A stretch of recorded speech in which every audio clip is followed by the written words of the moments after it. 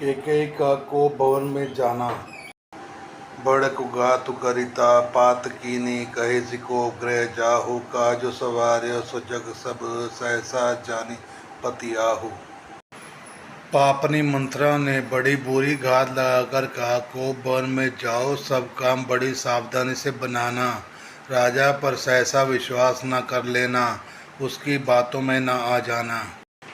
कुबरही रानी प्राण प्रिय जानी बार बार बुद्धि बखानी तेहि समहित न मोर संसारा बहे जात कई भयसी अधारा। कुबड़ी को रानी ने प्राणों के समान प्रिय समझकर बार बार उसकी बड़ी बुद्धि का बखान किया और बोली, संसार में मेरा तेरे समान हितकारी और कोई नहीं है, तू मेरी वही जाती हुई के लिए सहारा है। जो विधि पूरब मनोरथ काली करो तो ही चख पूर्ति आली बहु विधि चोरे सी सादर देई को भवन गवनी के कई। यदि विधाता कल मेरा मनोरथ पूरा कर देता है तो हे सखी मैं तुझे आंखों की पुतली बना लूं। इस प्रकार दासी को बहुत तरह के आदर देकर कई ने को वन में चली गई। विपत्ति बीजू वर्षा ऋत चेरी दुई भई कुमति कई केरी पाई कपट जलो अंकर जामा बरदो दल दुख फल परिणामा। विपत्ति कला बीज है, दासी वर्षा ऋतु है। कई की कुबुद्धि उस बीज को बोने के लिए जमीन हो गई, उसमें कपट रूपी जल पाकर अंकुर फूट निकला। दोनों वरदान इस अंकुर के दो पत्ते हैं जो अंत में इसके दुख रूपी फल होगा। कोप समाजु साज सब सोई राजु करत निज कुमति बिगोई राउर नगर को लाहल होई यह को चाल कछु जान न कोई। कैकेयी को भवन का सब राज ससकर को भवन में जा सोई। राज्य करती हुई वह अपनी दुष्ट बुद्धि से नष्ट हो गई। राजमहल और नगर में धूमधाम मच रही है, इस कुचाल को कोई कुछ नहीं जानता। प्रमुदित पूर्ण नारी सब सजई सुमंगल चार एक प्रभासिन एक निर्गमही वीर भूप दरबार। बड़े ही आनंदित होकर नगर के सब स्त्री पुरुष शुभ मंगलाचार के साथ सज रहे हैं और भीतर जाता है कोई बाहर नहीं निकलता है। राजद्वार में बड़ी भीड़ हो रही है। बाल सखा सुन ही हर्षानी मिली 10-5 राम पही जाही प्रभु आदरही प्रेम पहचानी पूछे कुशल खेम मृदुवानी। श्री रामचंद्र जी के बाल सखा राज तिलक का समाचार सुनकर हृदय में हर्षित होते हैं। वे 10-5 मिलकर श्री रामचंद्र जी के पास जाते हैं। प्रेम पहचान कर प्रभु श्री रामचंद्र जी उनका आदर करते हैं और कोमल वाणी से कुशल क्षेम पूछते हैं। फिर भवन प्रिय पाई करत परस्पर राम बड़ाई को रघुवीर सरिस संसारा शील स्नेह निबहनियारा। अपने प्रिय सखा श्री रामचंद्र जी की आज्ञा पाकर वे आपस में एक दूसरे से श्री रामचंद्र जी की बड़ाई करते हुए घर लौटते हैं और कहते हैं, संसार में श्री रघुनाथ जी के समान शील और स्नेह को निभाने वाला कौन है। जही जही जोनि करम बस भ्रम ही तह तह इस देव यह हम ही सेवक हम स्वामी शेर ना हो होत ना जय हो निबाहु।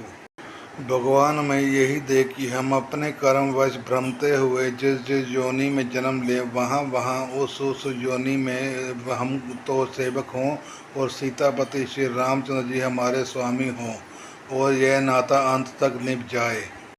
अस अभिलाष नगर सब काहो कैकेयी सुता हृदय अति दाहो को ना कुसंगति पाई न साई रहे न नीच मते चतुराई। नगर में सबकी ऐसी ही अभिलाषा है, परंतु कई के हृदय में बड़ी जलन हो रही है। कुसंगति पाकर कौन नष्ट नहीं होता, नीच के मत के अनुसार चलने से चतुराई नहीं रह जाती। सांझ समय सानंद नृप गए कैकेयी गेह गवन निठुरता निकट किए जन धरी देह स्नेह। संध्या के समय राजा दशरथ अनंत के साथ कैकेयी के महल में गए, मानव साक्षात स्नेह ही शरीर धारण कर निष्ठुरा के पास जा रहा हो। को भवन सुन सक्चियो राहु भय बस अब गहु परई न पाओ सुरपति बसई बाहुबल जाके नरपति सकल रही रुख ताके। को भवन का नाम सुनकर राजा सहम गए, डर के मारे उनका पांव आगे नहीं पड़ता। स्वयं देवराज इंद्र जिनकी भुजाओं के बल पर राक्षसों के से निर्भय होकर बसता है और संपूर्ण राजा लोग जिनका रुख देखने रहते हैं। सो सुनती रिस गयो सुखाई, देखियो काम प्रताप बढ़ाई, सूल कुलिस असी अगव निहारे, ते रतिनाथ सुमन सर मारे। वही राजा दशरथ स्त्री का क्रोध सुनकर सूख गए। कामदेव का प्रताप और महिमा तो देखिए, जो त्रिशूल वज्र तलवार आदि की चोट अपने अंगों पर सहने वाले हैं, वे रतिनाथ कामदेव के पुष्प बाण से मारे गए। सबे नरेशु प्रिय पहि गयो, देखि दशा मुख दारुण भयो, भूमि सैन पट मोर पुराना, दिए डारी तन भूषण नाना। राजा डरते डरते अपनी प्यारी ककई के पास गए। उसकी दशा देखकर उन्हें बड़ा ही दुख हुआ। ककई जमीन पर पड़ी है, पुराना मोटा कपड़ा पहने हुए है, शरीर में नाना आभूषणों को उतार कर फेंक दिया है। कुमत ही कसी कुबेशता फाबी, अन अहि बात सोच जनु भाभी, जाय निकट नृप कहे मृदुवानी, प्राण प्रिया कही हेतु रिसानी।